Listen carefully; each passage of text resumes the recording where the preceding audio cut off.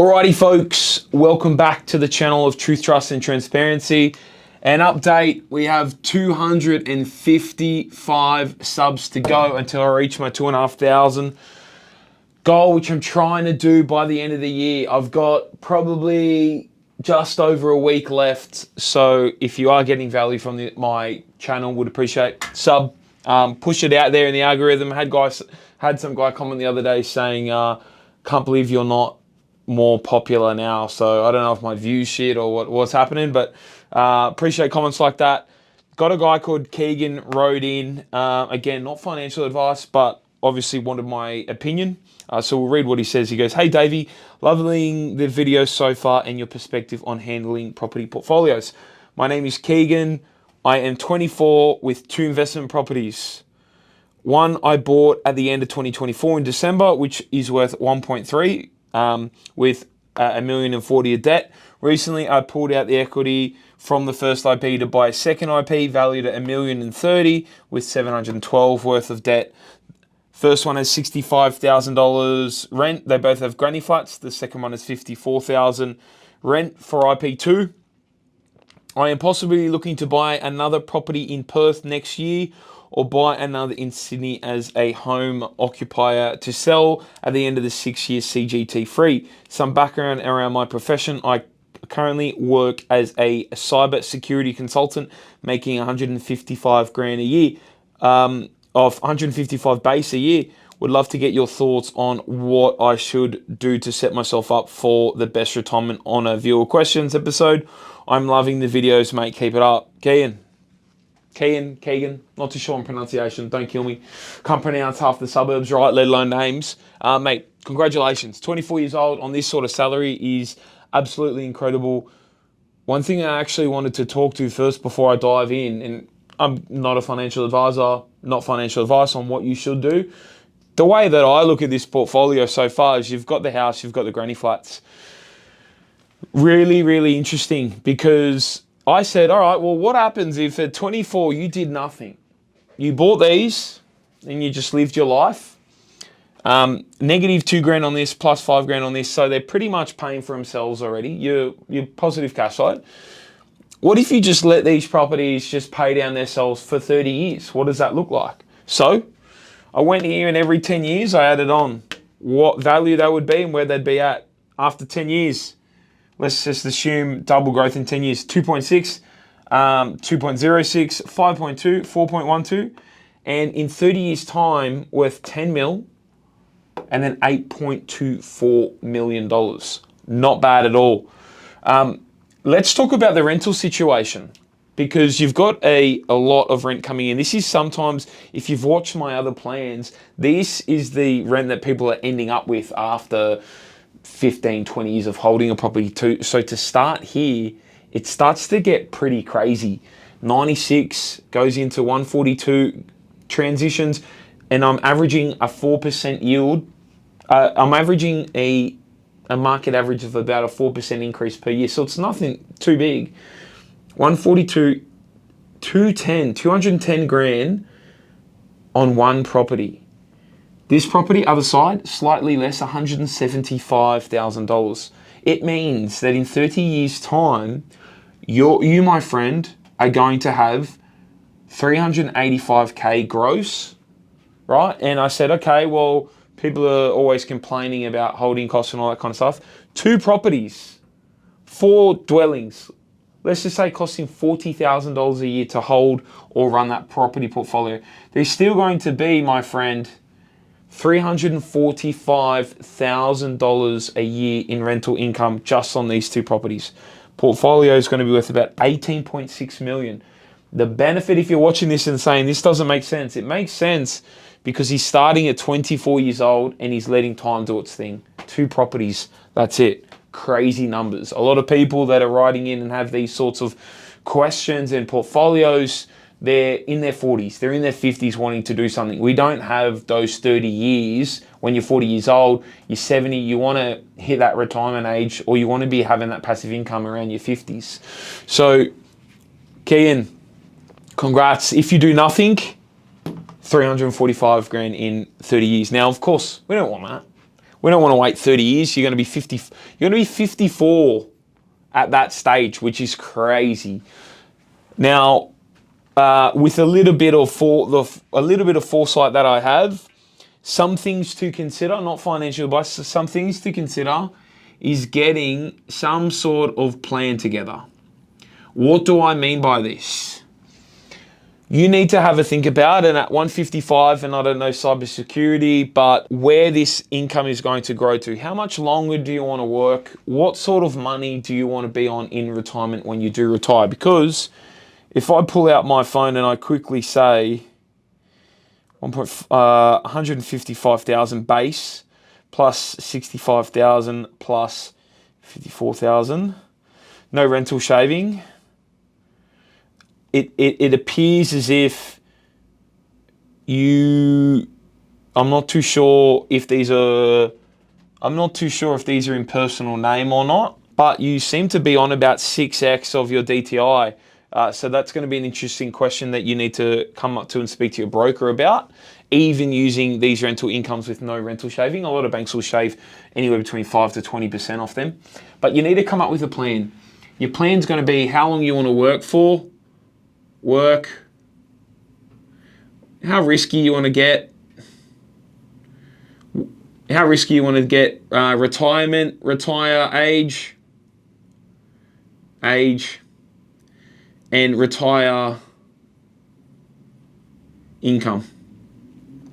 The reason why the plan is important and number one is because if you don't have the plan, and this is what a lot of people do, they don't have the plan, they go to a buyer's agent, they buy a property, cool. The buyer's agents will keep popping you and just trying to get as many purchases out of you because that's how they're incentivized and that's how they make money.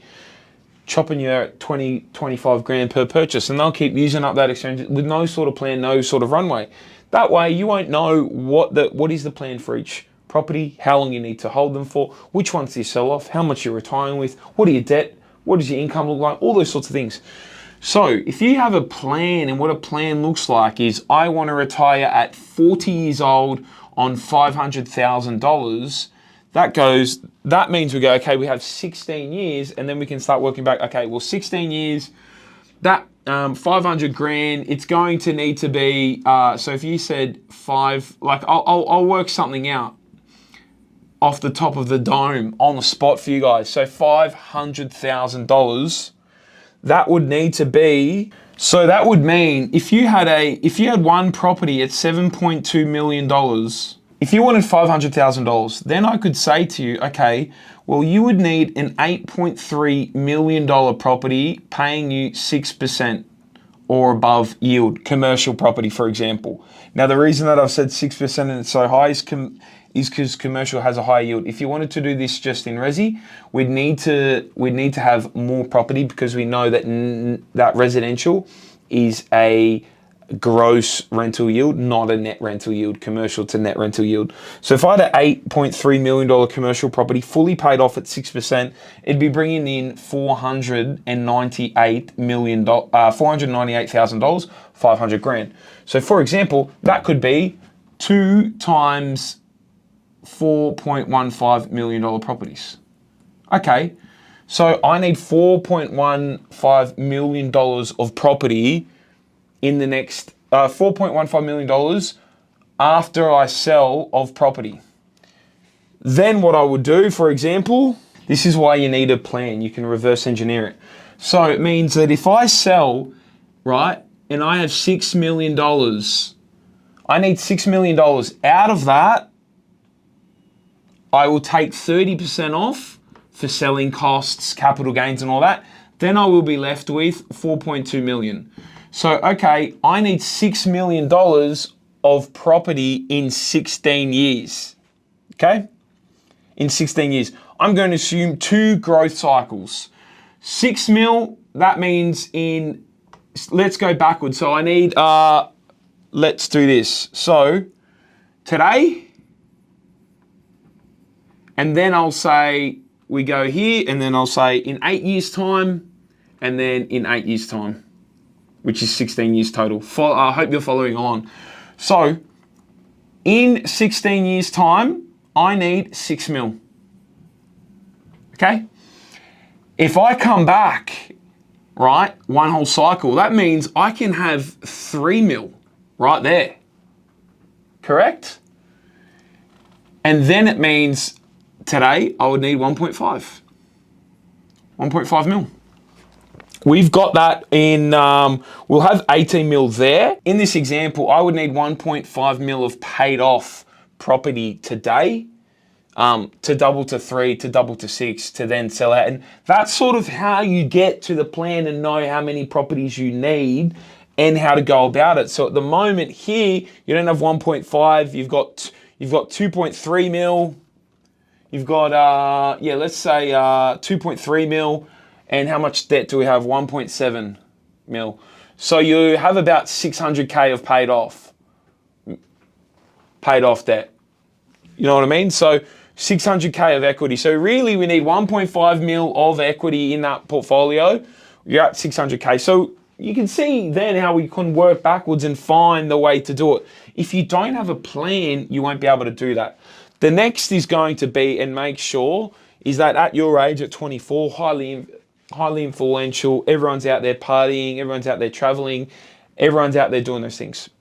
I get it, it happens, but on 155K, if you're still living at your parents', it tells me that hopefully you've been saving some money, putting some money away, stashing some money. If you can save, really you want to be saving over 30% of your salary, take-home salary of 155 grand after tax. So if I do that in, I'm going to go to my trusty friend pay calculator. That becomes 113K. And 113K, 30% of that is 33,900 a week. Divide that by 52, 50 a week. Can you put away 650 a week? 30% of your salary to keep saving up deposits, because as you start to build out this portfolio, again, you're too in Brizzy, cool, can we diversify like you were telling? I'd be looking at the data, especially with Perth. Perth just went on an incredible run. If you got into, you're telling me you get into the Perth market in 2019, okay, I understand, but getting in there in 2025, 2026, you got to remember you've missed an incredible run. Now, there will be short-term growth in that Perth market, but if you look at the suburb history, it tells us what happens after it's went on that big run. So you might have caught the end of it. So what do I think you do? Potentially you want to diversify and have a look at a few states. You want to be able to read the data, analyze the data, and have a look and say, okay, where is the amount of money that I'm approved for that I can borrow that fits into my plan for this next purchase? Where is the best place to spend that? Hopefully it's not in Queensland, or if it's outside of Queensland, where would it be? It could definitely be in New South Wales. It could be in Victoria potentially. It could be in South Australia. But you want to have a look at and let the data tell you where to buy. I wouldn't just buy in another state because you feel like it and you want to diversify. Let the data tell you. So first is going to be plan. Second is going to be save. Third is going to be get educated on how you are able to read data, interpret, how to put together a plan, how to find this next warm spot on whatever price. So your broker is going to be the guy to speak to say, okay, Mr. Broker, this is my portfolio. Reach out if you need a recommendation. This is my portfolio. This is the plan that I'm working with or working towards. Where am I at with my borrowing capacity? What is my budget for my next purchase? Broker could come back to you and say, hey, Keegan, 600K. Okay, perfect. That will inform where is the best place in 2026 to spend 600K to be able to continue this property portfolio. One thing to remember too is on 155K, you can wear a little bit of negatively geared property, but not too much. So always, if you can, be diligent with your savings, put your savings on, or be paying in cash if you can, in my opinion. A lot of those things like stamp duty, a lot of those things like LMI. People like buyer's agents will tell you to roll it in. You're paying interest on that for 30 years, which means it ends up being double or triple. So if you can, keep being diligent, save that money, let the broker tell you what your next budget is. How does that fit into your plan? And then let the data tell you where is going to be the next where is going to be the next purchase that you need to make. As you guys can see, if he does nothing, he's making a lot of bank and more money than a lot of people. So it might be that this portfolio only needs another 2 to 3 properties for you to be able to hit this sort of amount, right?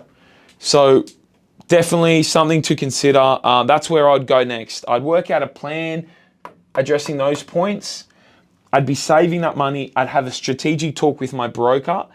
I would let him tell me, he would be able to inform me of the budget. Then the data tells me the best place to spend that budget according to the plan of that property. That's how you link it all together. But Keegan, very good start. Congratulations. And man, I wish everyone was like this at 24. It'd be absolutely crazy. Good start, good effort. Any value from this or thoughts, feelings, emotions, let me know in the comments. 255 to go. So if you could sub, would really appreciate that also. But as always, I'll see you guys tomorrow.